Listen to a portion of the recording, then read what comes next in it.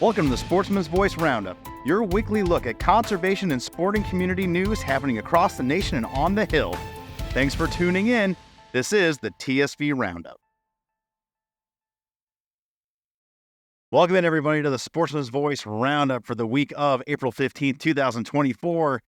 This week, we lead off with some good news, actually good news all around this week. We're going to head to Maryland once again. We're going to be joined by Kaleigh Leager. We have some good news on some anti-sportsman bills that did not make it out of the legislative process. And with that legislative session closing, we got a bunch of bills to celebrate their death. And we're going to move over to Idaho, messing around with wolf trapping and wolf season to save some bears. There's an underlying irony there. We'll get into it. Louisiana gone to the bears. We've reported on this previously. We have good news there on the limited black bear hunt that is going to come to Louisiana. Illinois looks to expand opportunity for turkey hunters with some new Kaleigh gauges becoming available potentially. House introduced bill to remove access uncertainty on marine waters. And then we bring you one more update as we touched on last week with our breaking news on the Explorer Act. We head back to the Hill just to kind of round that out. All that said, let's go ahead and bring on our featured guest, Miss Kaleigh Leager. Good to be back. Very good. So look, as the headline reads, numerous anti-sportsman bills have been defeated, with the legislative session adjourning. Tell us all about it. Thank you, Fred. Good to be back. As you probably saw in this week's TSV, Maryland's 2024 legislative session adjourned sine die. We are finished until January of 2025 here in the Old Line State.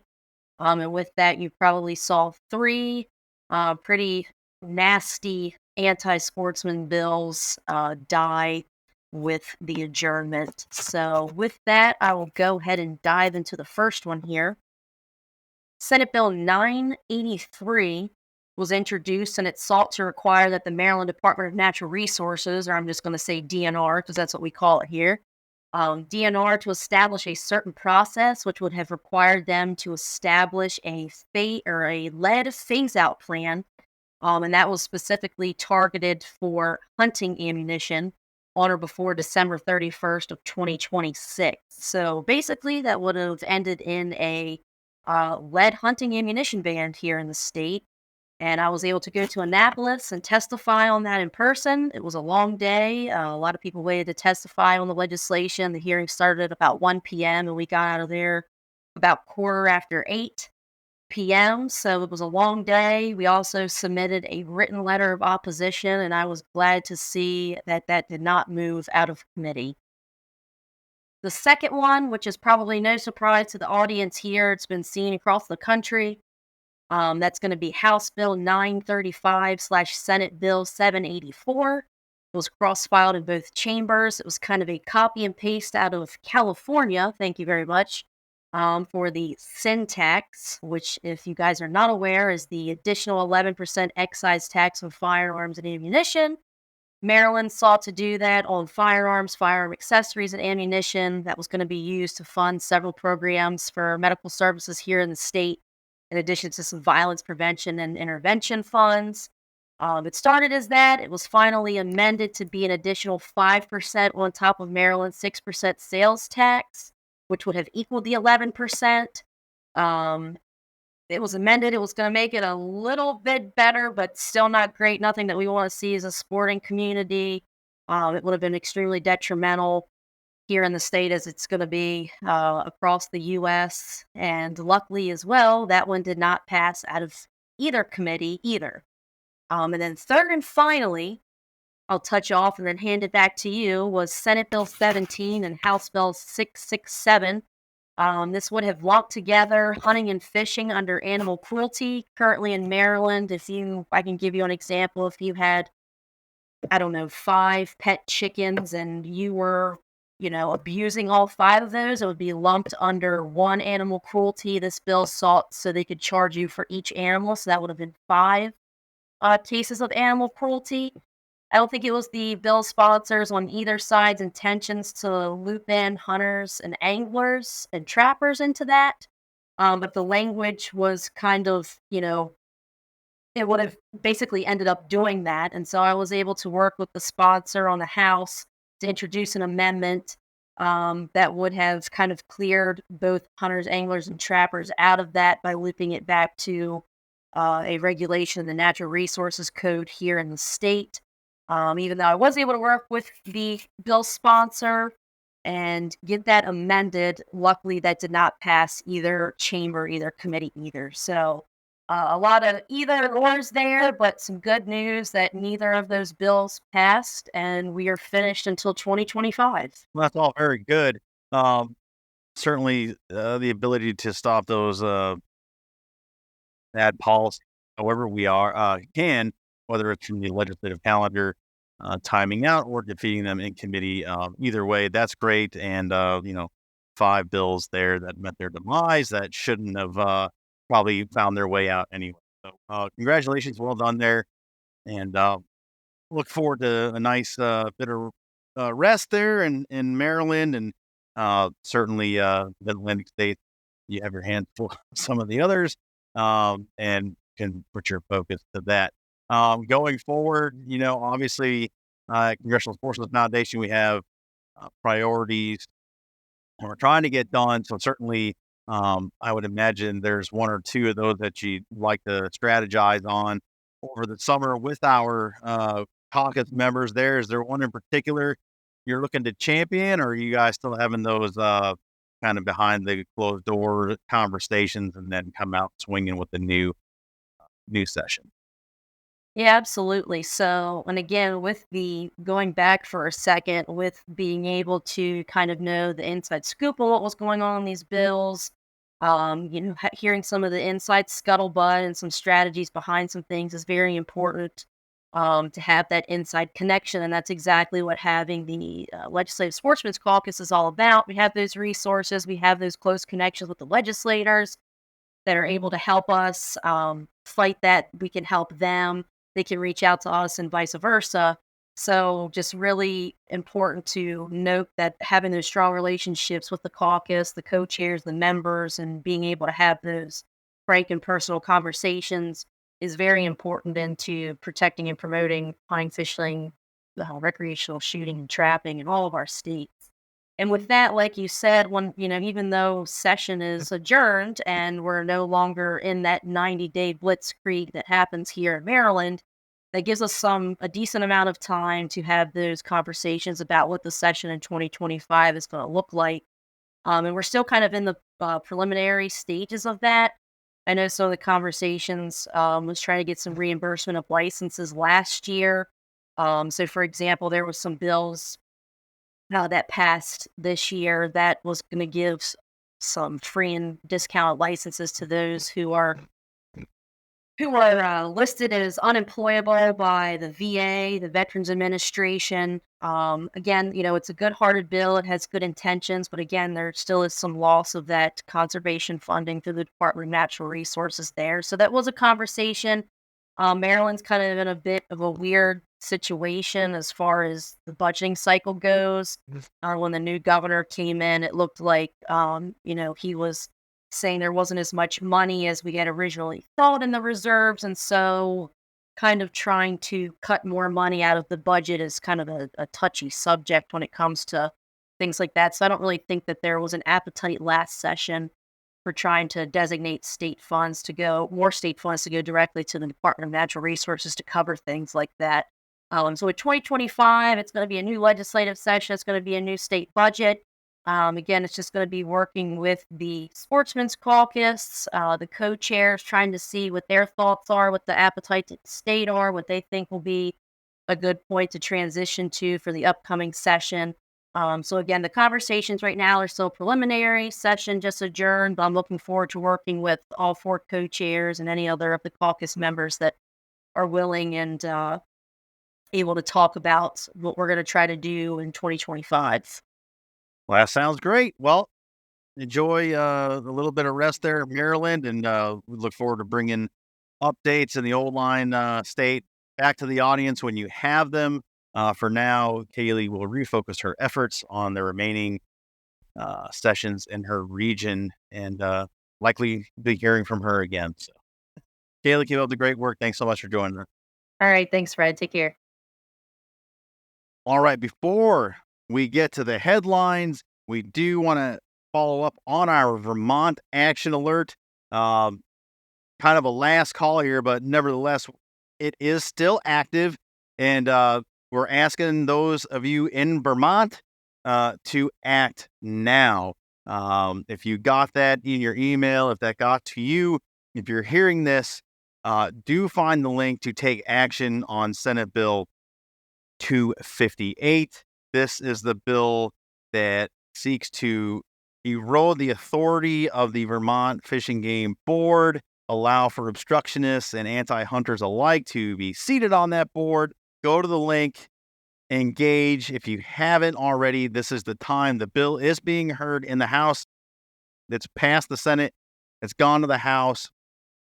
This is the week to be involved here and make your voices heard. The last thing we need going on in the Green Mountain State or any of our states is this kind of circumventing of wildlife management and the destruction, the erosion of our sporting hunting heritage in any of our states. So with that, there's our action alert. Still very much available and live for you to take action upon if you are a Vermont resident. And I would say, even if you are in the surrounding states and you go to Vermont, this affects you as well. So with that, back to our regularly scheduled programming. All right. Thank you to Kaleigh once again for joining us here on the Roundup. Good update out of Maryland, as we said. All right, let's go around the horn and we'll start in Idaho. Court ruling impacts wolf trapping season in Idaho, brought to us by Marie Newmiller. So at hand here is new regs, new season dates on, I guess, off-limit zones for wolf trapping in the interest of protecting grizzly bears. The recent court ruling that has made wide-scale changes to trapping seasons in the northern portions of Idaho designated as grizzly bear habitat.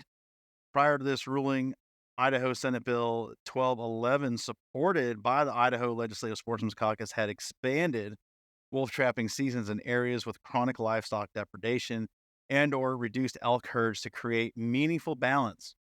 U.S. Magistrate Judge Candy Dale's decision overrides previous legislation and bans trapping in grizzly bear habitat outside of denning season, sharply reducing the state's options for predator management through sport efforts.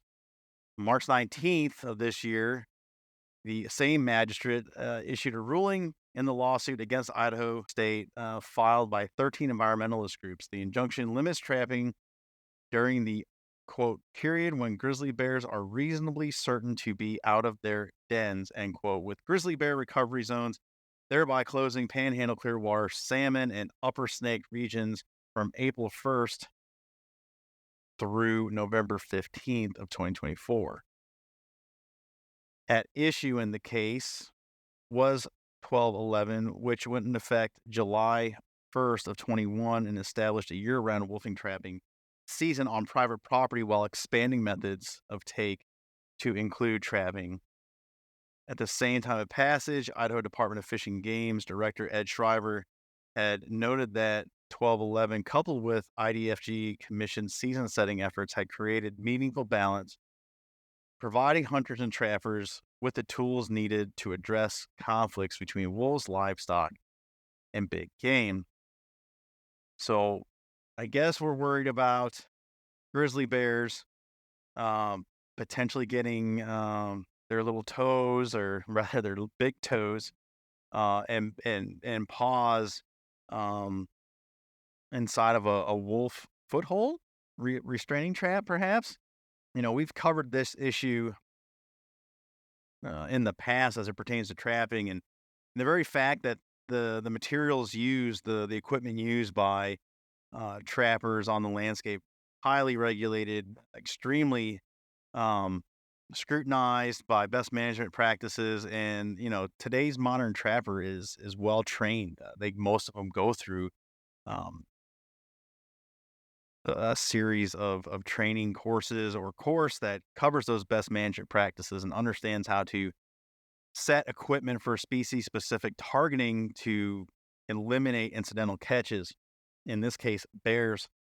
Um, to that point, the article goes on to talk about how a wolf trap is a smaller trap spread, and a grizzly bear's paw measures anywhere from 5 to 11 inches wide, with up to 4-inch claws. So it's fair to say if a grizz did step into a foothold restraining device, they'd be able to remove themselves from it. And it's just I don't what you end up having here is a little ironic twist here is that in an effort to save the grizzlies, now your predator management is unbalanced, not only for the livestock and the elk populations, but wolves will predate on young bears. So the very system, the very creature they're attempting to put on this mantle, as many of the lower 48 grizzly bears have been put on. See, Endangered Species Act abuse. Yeah, they're going to create a problem here. So more to come on that, I suppose. We will update as any results come out of that, or if that gets overturned. But for right now, um, what was a balanced system is probably going to get a little out of whack and probably be more detrimental to the specific species these environmentalist groups are trying to preserve. So more to come from Idaho. On with the good news. Speaking of bears, let's go to Louisiana, where we have the very first black bear hunting season in quite some time since the 1980s. So we've covered this on the program when it was going through the process, and it looked like this might happen. It has happened, and black bear hunters in Louisiana are going to be able to put in for a lottery. Article goes on to cover that 10 tags will be available for Bear Area 4 in Louisiana. It's made primarily of, forgive me, Louisianans, Tensas, Madison, East, and West Carroll parishes, as well as parts of neighboring parishes in the northwestern part of the state. Hunters that are successful in drawing a tag will be required to attend a Department of Wildlife Fisheries bear hunting training course. Of course, why wouldn't you? That's great news. An opportunity to insert hunters as prescribed by the North American model to be a part of that management system and hopefully bring healthy numbers of more black bears to Louisiana. Bears that are wild and not habituated to human interaction are healthy populations of bears, and we like to see bears on the landscape. They're beautiful creatures, certainly have a place on the landscape, and this is great news all around. It points to a conservation success story, a recovery of a species, and it's all prescribed by that North American model it just mentioned. And hunters and conservationists, the right conservationists alike, have a part in that. So, you know, here we go. Another great example of what happens when you listen to the folks at the state agency, and then our conservationists on the ground, and not putting individual species on list indefinitely and keeping them hands off. So lots of good things will come from this. And it's a good win here in Louisiana. So thank you, Mark Lands, for bringing us that particular. More good news. Let's go up to Illinois, where we may have an opportunity to expand opportunity for smaller bore gauge shotguns during the turkey season, specifically looking at 410 and 28 gauge shotguns. This obviously is an opportunity for young people with a shorter, more restricted stature and and arm reach, and then those that just have a a harder time holding that traditional 12 gauge or even a 20 gauge. It can be a bit much. So here's an opportunity for those who are challenged by those restrictions to get into the sport, to get into the turkey woods.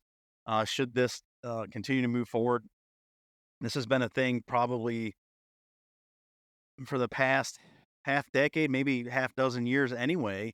With the advance of new technical loads like TSS, you have more lethality at a greater range. So when you bring up, let's shoot turkeys with a 410, and some of the more OG biologists in the space look at you with a crooked eye and say, "Nah, that's for squirrels and small game," and then you hip them to the TSS loads and the other advanced loads that are out there on the landscape. Like, no, this is very ethical, very lethal, and I can tell you from firsthand when this was made available here in New Hampshire, where I live. My son was able to take advantage of this, and with great lethality, that TSS in a 410 is every bit as good as my 12 gauge with the same or lesser load.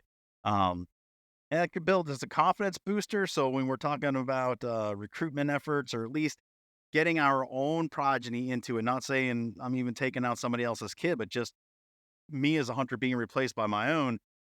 So our numbers continue through the generations. That's a positive step. And selfishly, I will tell you, I don't mind carrying that 410, that little Stevens 301, come the end of May. My trusty rig is nice to run, I think, the first 7 days, and then it gets very cumbersome on my shoulder as I personally go about my turkey adventures throughout the country. And lighter is always better by the end of it. So good stuff here. Thank you, Bob Matthews, for bringing us that. Hopefully that all works itself through, and Illinois can join many other states in the country that have made the very same changes in allowing for those smaller variants to be used in the turkey woods. All right, a couple federal items to bring to you, and then we'll put a wrap on it. House introduces a bill to remove access uncertainty on marine waters. There are 7 federal agencies under 4 different cabinet level secretaries that have some degree of jurisdiction and regulatory authority over what hunters, anglers, and boaters can and cannot do in navigable waters.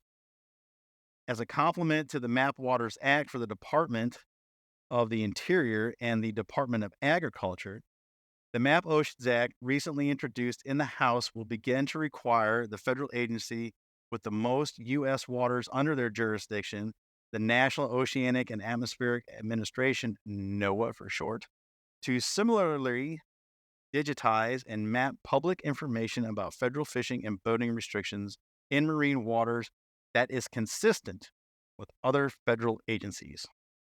A couple of the highlights: NOAA has jurisdictional authority of our nation's marine fisheries resources from the limit of state and territorial sea, typically 3 to 9 miles from the shore, out to 200-mile limit of the Executive Economic Zone, the EEZ.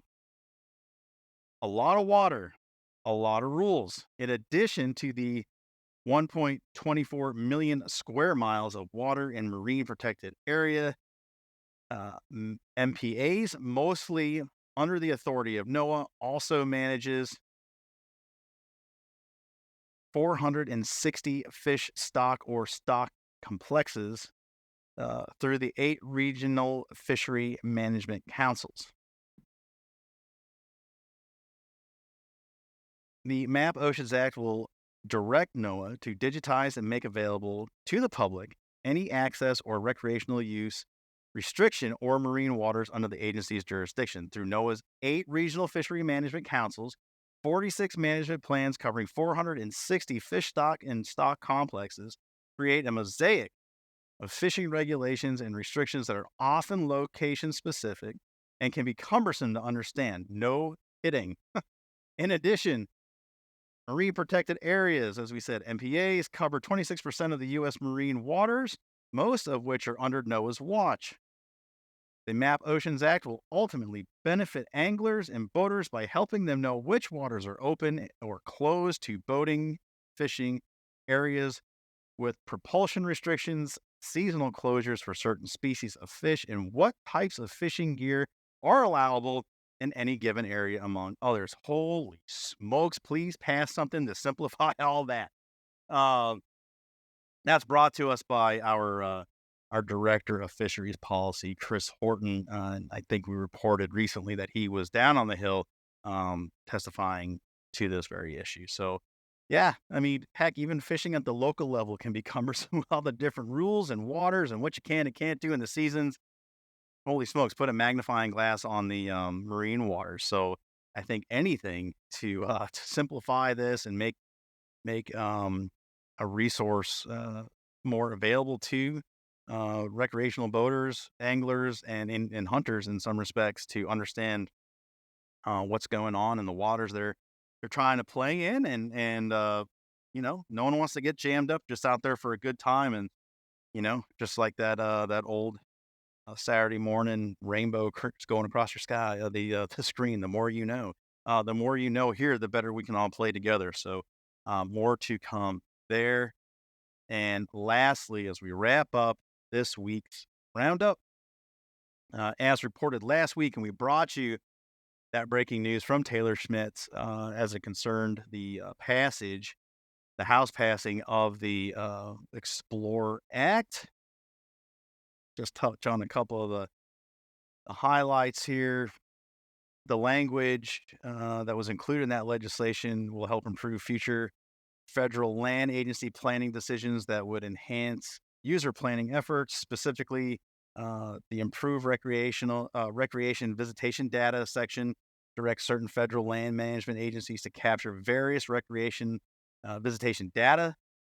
This section also establishes a real-time data pilot program to make available to the public in real time or predictive visitation data for federal lands, helping sportsmen and women with their trip planning efforts. Taylor covered that as one of the highlighted pieces. It's a pretty awesome advent there if you're able to do that. I mean, as a simple turkey hunter, trying to plan a cross country trip, or you're going on vacation to some of these public places, and it's just another tool. Again, as we just talked about in that last article, the more the more information we have, the better we all can play it out there on the landscape. Uh might be redundant, but we'll put a bow on here. The Explore Act contains other longstanding CSF priorities. One that would streamline the permitting process for small film crews. We talked about that because obviously, if we're out there with a GoPro or whatever, a handheld, and it's me and a couple other guys recording a turkey hunter or whatever, it's a far cry from a full film crew from Hollywood going out there tearing up the landscape. So, some more clarification there. This is all good news. So, last note on this here, I think 2 days after this passed, myself and Taylor got to meet with Chairman Westerman, and we will be bringing you a conversation with the chairman on the next feature length edition of the Sportsman's Voice podcast. So this drops on a Wednesday, every Wednesday.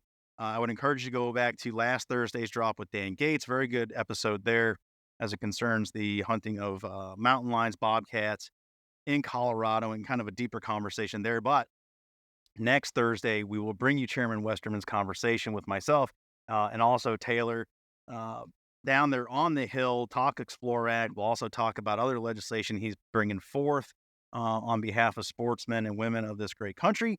So do tune in and look forward to that. That is a wrap on this week's edition of the Sportsman's Voice Roundup for the week of April 15th, 2024. As always, thank you so much for tuning in, bringing us along. I continue to hope that this is a great resource for you, staying up with some of the major stories that are happening in conservation across this country. Share it with your friends, put it in your social feeds, grab a link from whatever podcasting platform you have, just copy and paste it right there, help get this program out there. Again, try to do some lighthearted, entertaining with you here, but also these are very serious conversations and topics that we want to get out there to people. And just the truth of it is, most people don't know this stuff is going on. So the more our community and beyond understand what's at hand here and what we're trying to do, and specifically what those of us here at Congressional Sportsmen Foundation are doing on the ground every single day at the state level and on the Hill. Important stuff to put out there. So as always, thank you so much for bringing us along. And like I said, next Thursday, feature length podcast dropping. And then as always, a new roundup with the latest and greatest from around the nation next Wednesday. That's it. We are Congressional Sportsmen's Foundation. We are your inside connection to outdoor legislation as always. Thanks so much. We'll see you next time. Thanks. Thanks for joining us on this edition of the Sportsman's Voice podcast. Ladies and gentlemen, your support is crucial, and you can help us out right now by leaving a review, filling in those 5 stars where available, sharing this episode with friends and family, and engaging with us socially. CSF can be found on Facebook, Instagram, and X, formerly known as Twitter. Together, we can protect the outdoor sports we love and continue to keep you informed wherever you are. That's it for this week. Until next time, we'll see you later.